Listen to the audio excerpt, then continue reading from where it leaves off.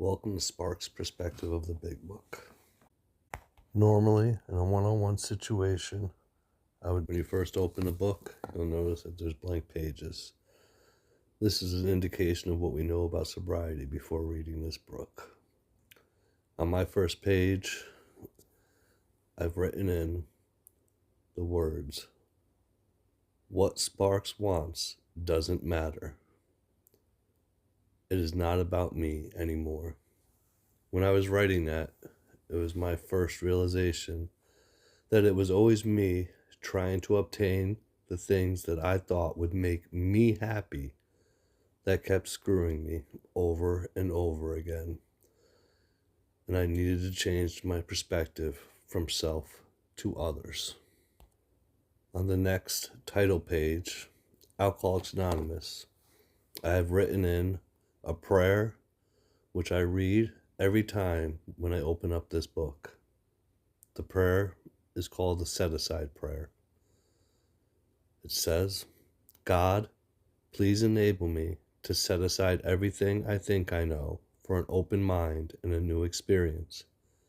Help me see the truth about this book, the meetings, these 12 steps, and my illness, my physical craving after I drank, my mental obsession before I start to drink, and the unmanageability of my life. Amen." Continuing on, the next page is a list of other books you can get, but the next page is the beginning and the first promise of Alcoholics Anonymous. Alcoholics Anonymous, the story of how many thousands of men and women have recovered from alcoholism, emphasizing the fact that they have recovered, not recovering. I believe the third edition had the unity symbol in it already. On the fourth edition, I drew it in myself, and it was explained to me like this. You have the circle and the triangle within the circle, and it's the three legacies of AA: recovery, unity, and service. On the left side, we have unity. It's found in the fellowship. The part of the disease it treats is the body, or the physical. It's made up of a set of 12 principles, 12 traditions, which can be found on page 562 through 566. At the foundation of the triangle is recovery. Recovery can be found in the first 164 pages of this big book, and the part of the disease it treats is the mind, or the obsession. It is the 12 principles, the 12 steps of Alcoholics Anonymous. On the right side, we have service. Service is found in carrying the message, and the part of the disease it treats is the spiritual malady. It's protected by the set of 12 principles, the 12 concepts, which can be found on page 574 to 575. We have to understand that this disease is a three-part disease: mind, body, and spirit, and we cannot just treat one aspect of it. The unity helps in the beginning to keep us away from the physical cravings, but that would have little to lasting hope if we can't deal with the mental obsession. And the mental obsession is cured by working the 12 steps and realizing why it is that we drank to begin with. And spoiler alert, the overall fix to everything is always working on the spiritual malady. And the spiritual malady, in a nutshell, is selfish self-centeredness. And the cure is to be selfless. The more selfless actions we do, the more we heal and the more connection we create. Because the opposite of addiction is not abstinence, it's connection. Our spiritual malady has separated us from our fellows and created fear, anxiety, and depression. The answer is to become other-centered, and the fears and anxieties will start to fade away. Skipping past the copyrights, the table of contents, and proceeding to the preface.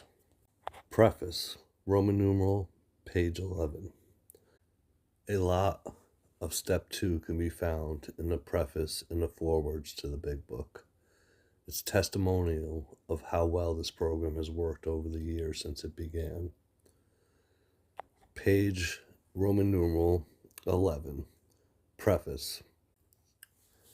This is the 4th edition of Alcoholics Anonymous. The first edition appeared in April 1939, and in the following 16 years, more than 300,000 copies went into circulation. The second edition, published in 1955, reached a total of more than 1,150,500 copies. The third edition, which came off the press in 1976, achieved a circulation of approximately 19,550,000 in all formats. As of 2018, 25 million in English alone had been sold. Because this book has become the basic text for our society and has helped such large numbers of alcoholic men and women to recovery, there exists strong sentiment against any radical changes being made in it. Therefore, the first portion of this volume, describing the AA recovery program, has been left largely untouched. In the course of revisions made for the second, third, and the fourth edition, the sections called The Doctor's Opinion has been kept intact, just as it was originally written in 1939 by the late Dr. William D. Silkworth, our society's great medical benefactor. The second edition added the appendices and the 12 traditions, and the directions for getting in touch with AA. But the chief changes have been in the sections of personal stories, which have expanded to reflect the fellowship's growth. Bill's story and Dr. Bob's nightmare and other personal histories from the first edition were retained intact. 3 were edited, and one of these was retitled. New versions of 2 stories were written with the new titles. 30 completely new stories were added, and the story section was divided into 3 parts under the same headings that are used now. In the third edition, Part 1, Pioneers of AA, was left unchanged. 9 of the stories in Part 2, They Stopped in Time, were carried over from the second edition. 8 new stories were added. In Part 3, They Lost Nearly All, 8 stories were retained, 5 new ones were added. The fourth edition includes the 12 concepts for world service and revises the 3 sections of personal stories as follows. 1 new story has been added to Part 1, and 2 that originally appeared in Part 3 have been repositioned there. 6 stories have been deleted. 6 of the stories in Part 3 have been carried over, 11 new ones have been added, and 11 taken out. Part 3 now includes 12 new stories. 8 were removed, in addition to the 2 that were transferred to Part 1. All changes made over the years in the Big Book, AA's found nickname for this volume, have had the same purpose, to represent the current membership of Alcoholics Anonymous more accurately, and thereby to reach more alcoholics. If you have a drinking problem, we hope that you may pause in reading one of the 42 personal stories and think, yes, that happened to me. Or more important, yes, I felt like that. Or most important, yes, I believe this program can work for me too. It is suggested at this point for a person to go to the back of the book and pick a personal story to read and see if they can relate with it. Continuing on, forward to the first edition. This is the foreword as it appeared in the first printing of the first edition in 1939. We, of Alcoholics Anonymous, are more than 100 men and women who have recovered from a seemingly hopeless state of mind and body. To show other alcoholics precisely how we have recovered is the main purpose of this book. For them, we hope these pages will prove so convincing that no further authentication will be necessary. We think that this account of our experience will help everyone to better understand the alcoholic. Many do not comprehend that the alcoholic is a very sick person. And besides, we are sure that our way of living has its advantages for all. It is important that we remain anonymous because we are too few at present to handle the overwhelming number of personal appeals which may result from the publication. Being mostly business or professional folks, we could not well carry on our occupation in such an event. We would like it to be understood that our alcoholic work is an avocation. I have it noted that an avocation is something, it's a hobby, something done as a hobby, not for payment. I would like to note that those words emphasize only the first part of the principle of anonymity. You can see the fear about personal anonymity and how it could protect the individual. But don't get it wrong, anonymity has a much deeper spiritual aspect that will be explained later on. When writing or speaking publicly about alcoholism, we urge each of our fellowship to omit his personal name, designating himself instead as a member of Alcoholics Anonymous. Very earnestly, we ask the press also to observe this request, for otherwise we shall be greatly handicapped. We are not an organization in the conventional sense of the word. There are no fees or dues whatsoever. The only requirement for membership is an honest desire to stop drinking. We are not allied with any particular faith, sect, or denomination, nor do we oppose anyone. We simply wish to be helpful to those who are afflicted. We shall be interested to hear from those who are getting results from this book, particularly from those who have commenced work with other alcoholics. We should like to be helpful in such cases. Inquiries by scientific, medical, and religious societies will be welcomed. Alcoholics Anonymous. Forward to the second edition. Figures given in this forward describe the fellowship as it was in 1955. Since the original forward to this book was written in 1939, a wholesale miracle has taken place. Our earliest printing voiced the hope that every alcoholic's journey will find the fellowship of Alcoholics Anonymous at his destination. Already, continues the early texts, 2 and 3s and 5s of us have sprung up in other communities. 16 years have elapsed between our first printing of this book and the presentation in 1955 of our second edition. In that brief space, Alcoholics Anonymous has mushroomed into nearly 6,000 groups whose membership is far above 150,000 recovered alcoholics. Groups are to be found in each of the United States and all the provinces of Canada. AA has flourishing communities in the British Isles, the Scandinavian countries, South Africa, South America, Mexico, Alaska, Australia, and Hawaii. All told, promising beginnings have been made in some 50 foreign countries in U.S. possession. Some are just now taking shape in Asia. Many of us are friends and encourage us by saying that this is but a beginning, only the augury of a much larger future ahead. I would like to note that today that doesn't seem hard for things to grow that fast with the internet and everything else, but a lot of this was word of mouth and traveling people. They didn't have the internet to send all this information in seconds to other places, so it was quite a miracle to grow so quickly. The spark that was to flare into the first AA group was struck at Akron, Ohio in June 1935 during a talk between a New York stockbroker and an Akron physician. 6 months earlier, emphasize 6 months earlier, the broker had been relieved of his drink obsession by a sudden spiritual experience. Following a meeting with an alcoholic friend who had been in contact with the Oxford group of that day. They're referring to Bill Wilson talking with Ebby. He had been greatly helped by the late Dr. William D. Silkworth, a New York specialist in alcoholism, who is now accounted no less than a medical saint by the AA members, and whose story of the early days of our society appears in the next pages. From this doctor, the broker had learned the grave nature of alcoholism. Though he could not accept all the tenets of the Oxford groups, he was convinced of the need for moral inventory, confession of personality defects, restitution to those harmed, helpfulness to others, and the necessity of belief in a dependence upon God. Those tenets can be found on page 263 of the original Oxford group.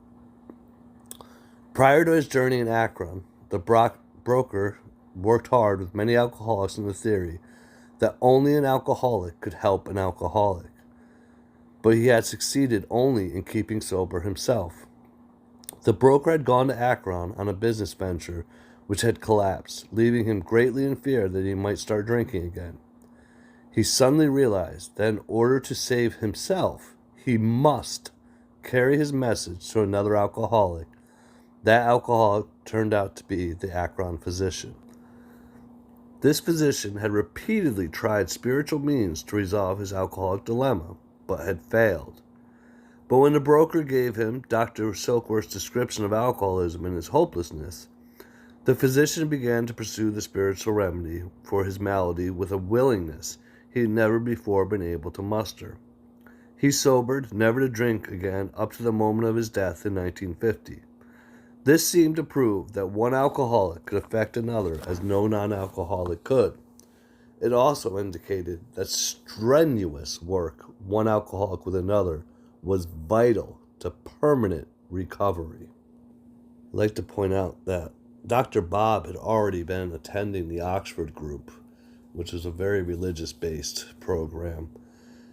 And no matter how spiritually he tried to work, he was missing a key factor that Bill brought him. That factor that Bill brought him is what Dr. Silkworth had explained to him about the physical allergy to alcohol. That once we put even the smallest amount of alcohol into our bodies, it creates the craving. And once we've crossed the line, that craving cannot be stopped with self-will. So though Dr. Bob tried to sober up occasionally, every time he would have a glass of wine with dinner, he'd be off to the races again. He didn't understand that he couldn't have even a drop of alcohol. Continuing on. Hence, the two men set to work almost frantically upon alcoholics arriving in the ward of the Akron City Hospital. Their very first case, a desperate one, recovered immediately and became AA number 3. You can find AA's number 3 story on page 182. Taking a note that in that story, Bill, the third AA member, took his third step on his third day. Continuing. He never had another drink. This work at Akron continued through the summer of 1935. There were many failures, but there was an occasional heartening success. When the broker returned to New York in the fall of 1935, the first AA group had actually been formed, though no one realized it at the time. A second small group promptly took shape at New York, to be followed in 1937 with the start of a third at Cleveland.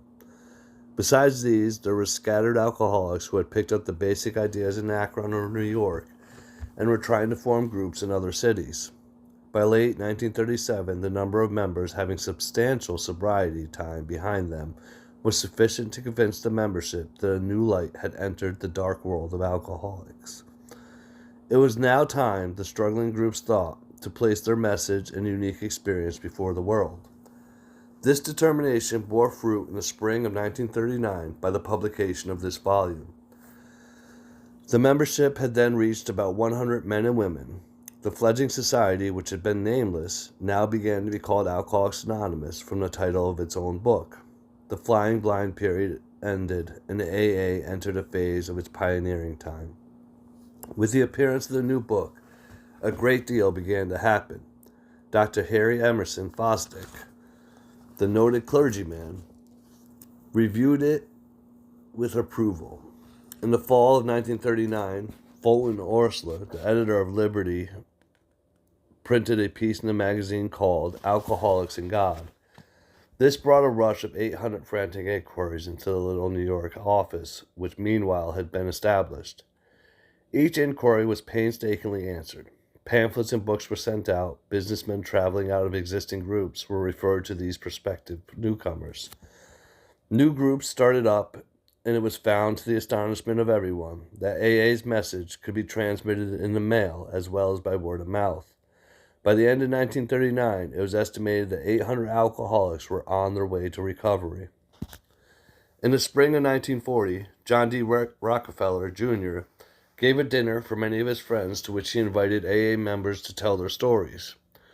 News of this got in the world wires, inquiries poured in again, and many people went to the bookstore to get the book Alcoholics Anonymous. By March 1941, the membership shot up to 2,000.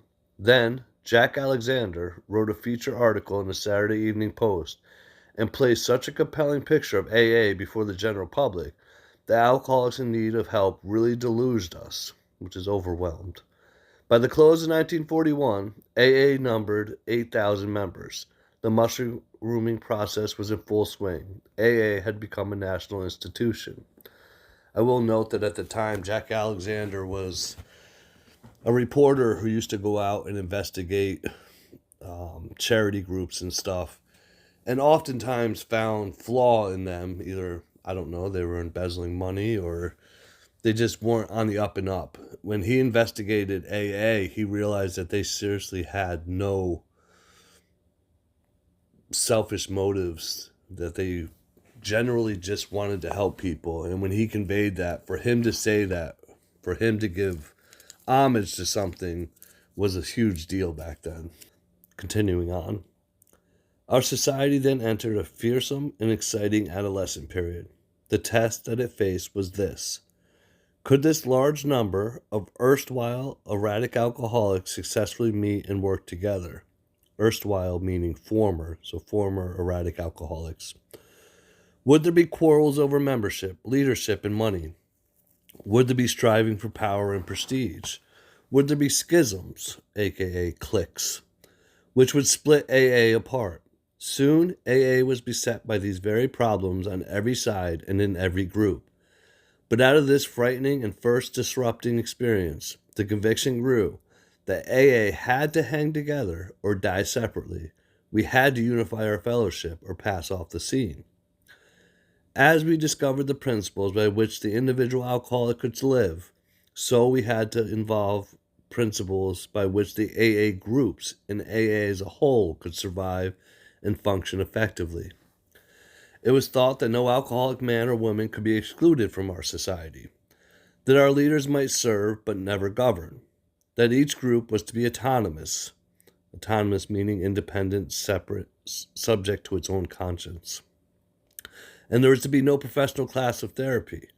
There were to be no fees or dues. Our expenses were to be met by our own voluntary contributions. There was to be the least possible organization, even in our service centers. Our public relations were to be based upon attraction rather than promotion. It was decided that all members ought to be anonymous at the level of press, radio, TV, and films. And I have noted in internet. It would have been written in if it was existing at the time. And in no circumstances should we give endorsements, make alliances, or enter public controversies. This was the substance of AA's 12 traditions, which are stated in full on page 561 of this book. Though none of these principles had the force of rules or laws, they had become so widely accepted by 1950 they were confirmed by our first international conference held at Cleveland. Today, the remarkable unity of AA is one of the greatest assets that our society has. While the internal difficulties of our adolescent period were being ironed out, public acceptance of AA grew by leaps and bounds. For this, there were two principal reasons: the large number of recoveries and the reunited homes. These made their impression everywhere. Of alcoholics who came to AA and really tried, 50% got sober at once and remained that way. 25% sobered up after some relapses, and the remainder who stayed on with AA showed improvement. Other thousands came to a few AA meetings and at first decided they didn't want the program, but great numbers of these, about 2 out of 3, began to return as time passed. I'd like to note that they're saying 50% people who actually really tried the program sobered up immediately. And then out of the remaining 50, 25% sobered up after a couple of relapses. That is a 75% success rate. And then they're saying out of the remaining 25, that thousands of these who came maybe went out for a while, but ended up coming back. The success rate was significantly higher in those days, going through the program the way it was originally laid out, compared to today where you go to rehab and they tell you 1 out of 10 recover. That's a 10% recovery rate in comparison to the 75% recovery rate that they had in the beginning, when this program was being worked the way it's laid out in this book. Continuing on. Another reason for the wide acceptance of AA was the ministration of friends in medicine, religion, and press, together with innumerable others who became our able and persistent advocates. Without such support, AA could have made only the slowest progress. Some of the recommendations of AA's early medical and religious friends will be found further on in this book. Alcoholics Anonymous is not a religious organization. Neither does AA take any particular medical point of view, though we cooperate widely with the men of medicine as well as the men of religion. Alcohol, being no respecter of person, we are an accurate cross-section of America and in distant lands. The same democratic evening up process is now going on. By the personal religious affiliation, we include Catholics, Protestants, Jews, Hindus, and a sprinkling of Muslims and Buddhists. More than 15% of us are women. At present, our membership is pyramiding at the rate of about 20% a year. So far, upon the total problem of several million actual and potential alcoholics in the world, we have made only a scratch. In all probability, we shall never be able to touch more than a fair fraction of the alcoholic problem in all of its ramifications. Upon therapy for the alcoholic himself, we surely have no monopoly. Yet it is our greatest hope that all those who have as of yet found no answer may begin to find one in the pages of this book and will presently join us on the high road to a new freedom. That pyramiding rate, the mushrooming process of AA, really declined in the late 80s, and it hasn't been growing quite as fast as it was, probably due to rehabs and other obstinacy to the spiritual approach and everything. But again, like I said, the success rate was at 75%. And when they started bringing in all this obstinacy to the spiritual program they created, you started to see the decline in recovery. Continuing on, forward to the third edition. By March 1976, when this edition went to the printer, the total worldwide membership of Alcoholics Anonymous was conservatively estimated at more than 1 million, with almost 28,000 groups meeting in over 90 countries. Surveys of groups in the United States and Canada indicated that AA is reaching out not only to more and more people, but to wider and wider range. Women now make up more than 1/4 of the membership. Among newer members, the proportion is nearly 1/3. 7% of AAs surveyed are less than 30 years of age, among them many in their teens. The basic principles of the AA program, it appears, hold good for individuals with many different lifestyles, just as the program has brought recovery to those of many different nationalities. The 12 steps that summarize the program may be called Los Dos Pasos in one country, and Las Dos Etapes, sorry, I don't speak, I believe that is French, in another. They trace exactly the same path to recovery that was blazed by the earliest members of Alcoholics Anonymous. In spite of the great increase in size and the span, this fellowship at its core remains simple and personal. Each day, somewhere in the world, recovery begins when one alcoholic talks with another alcoholic, sharing experience, strength, and hope. I do want to emphasize the one alcoholic talking to another alcoholic, not a group of alcoholics talking to one alcoholic. The one-on-one interactions are pivotal to sobriety.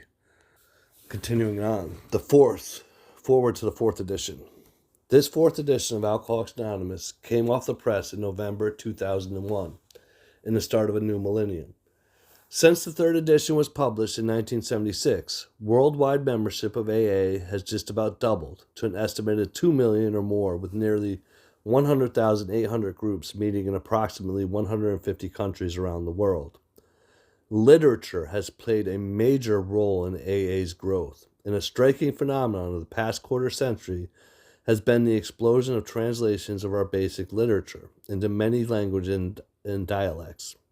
In country after country where the AA seed was planted, it has taken root slowly at first, then growing by leaps and bounds when the literature became available. Currently, Alcoholics Anonymous has been translated into 43 languages.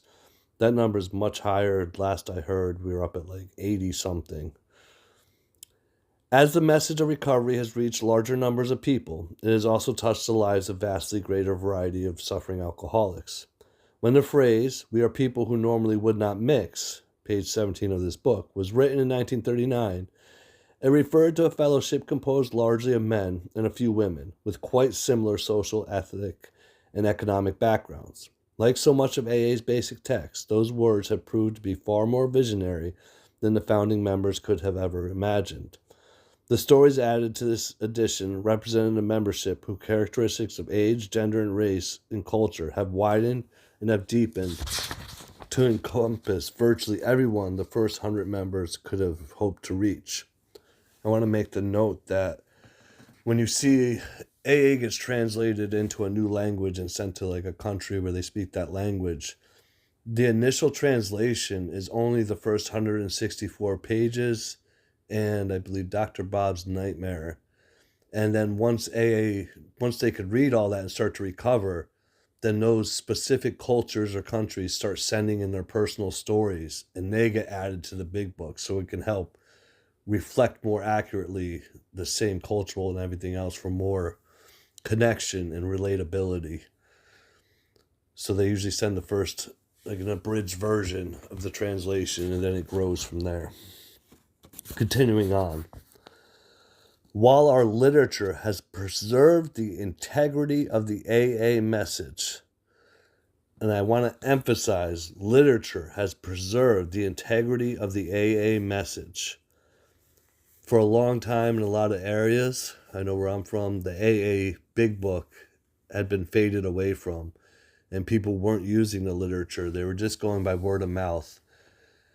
And it was always, from my view, the AA Big Book is the middle of the road solution. It's the answer. You could sway a little bit to the left or a little bit to the right of that core message. But when you eliminate the core message of the actual literature, the message starts to sway to the left of the left of the left of the left, or vice versa, till it's so watered down that today you go to AA groups and so much of the message that you're hearing isn't even AA. A lot of it's rehab talk and everything else. And like I stated before, the success rate with rehabs drastically declined. The farther away from the big book that people got, the more the decline in recovery went. Personally, when speaking with many of my friends or other people who are obstinate against AA, when they speak of the things about AA that they don't like, 85-90% of the things that they don't like are not even AA. It's just stuff that people have started to talk about or include. It's nothing that was involved in the big book or anything else. So people swaying from the big book has actually created more obstinacy towards our program. And it's pivotal that we try to get the message back to the core beginning message. Continuing on, sweeping changes in our society as a whole are reflected in new customs and practices within the fellowship. Taking advantage of technological advances, for example, AA members with computers can participate in meetings online, sharing with fellow alcoholics across the country or around the world. In AA meetings anywhere, AA share experience, strength, and hope with each other in order to stay sober and help other alcoholics. Modem to modem or face to face, AA speak the language of the heart in all its simplicity. I think we got to see great example of that during COVID when meetings in person fell off and Zoom became so big. In my personal opinion, I believe that online meetings are a great tool when we can't attend in-person meetings. But I do believe that we lose some of that connection and energy by not being in a room with other people. So I believe that they're a great tool when there's no other way to do it. But if we have the option between going to in-person meetings or going online, I'll always believe that in-person is better. That brings us to the end of the forewords. I'm going to stop the recording here and start a new one for the doctor's opinion.